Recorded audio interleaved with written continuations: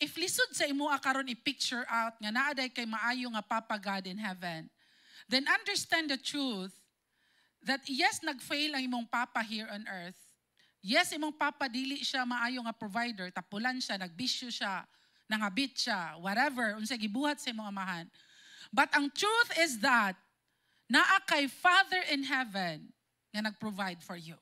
Ang yawa gusto niya discourage na kay ka nga murag dili nakakabakod, and that's all a lie. Because the truth is, kung mubarog lang ka sa pagtuo, makita nimo na agyud kay amahan nga makiglaban para nimo. And di gid siya musugot nga modaog ang kaaway because anak kag Dios. And every time you feel like you're alone, every time you feel like wala na gyud ni, lisod na gyud ni, wala na gyud ni pag-asa, you are wrong. Because you have a Father in heaven who is good and He will protect you.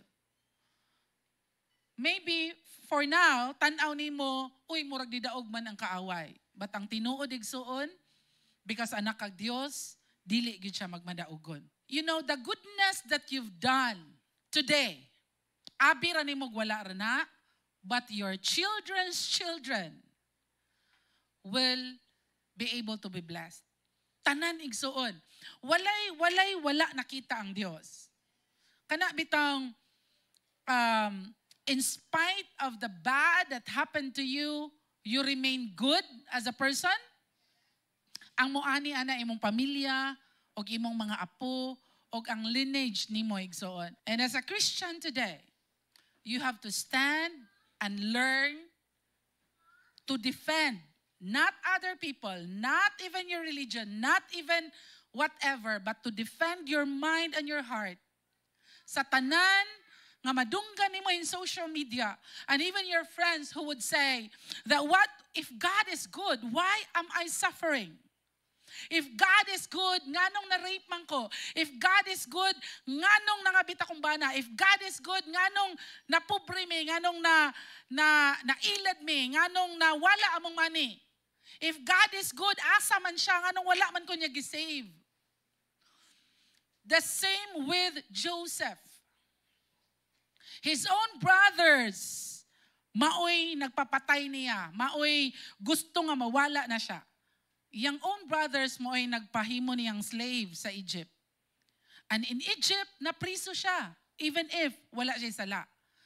And ikaw ug ako, mao ni siya ang kanunay nga mudagan sa imong heart of mind.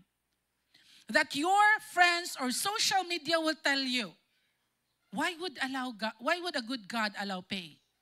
Why would a good God allow suffering? Why would a good God allow Africa nga daghan kay walay kaon dito? Or why would a good God allow war? Nga nangamatay ang mga naa sa Palestine or Palestine. Or daghay nangamatay sa Israel. Or nganong gagera ang kalibutan. Why would a good God allow that? The answer is because ang kalibutan igsuon sa panahon ni Adam ug ni Eve sinned.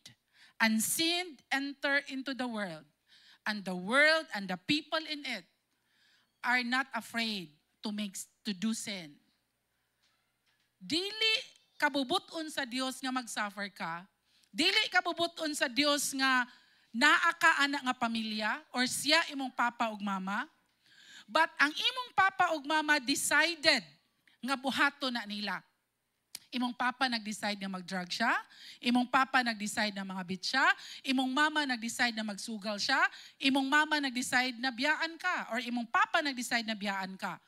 But God never would want you to experience that. Because ang tao igsuon na ay free will. Dili ka robot. So kung mo-decide ka nga mag-drugs, mo-decide ka nga dili mo eskwela, mo-decide ka nga migniyo sa'yo, mo-decide ka nga whatever bad that you wanted to do, then that makes the world in your life painful. But the heart of God, dili siya gusto maingana ka.